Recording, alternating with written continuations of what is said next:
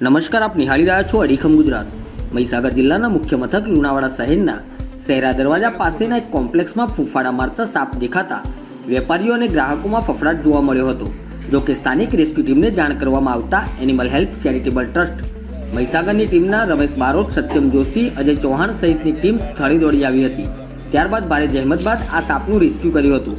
રમેશ બારોટના જણાવ્યા અનુસાર આ સાપ અંદાજિત 4.5 ફૂટ લાંબો, અત્યંત ઝેરી ગણાતો પ્રેક્ટિકલ કોબરા સાપ છે, જેને પકડી લીધા બાદ રહેણાંક વિસ્તારથી દૂર સલામત સ્થળે છોડી મૂકવામાં આવ્યો છે।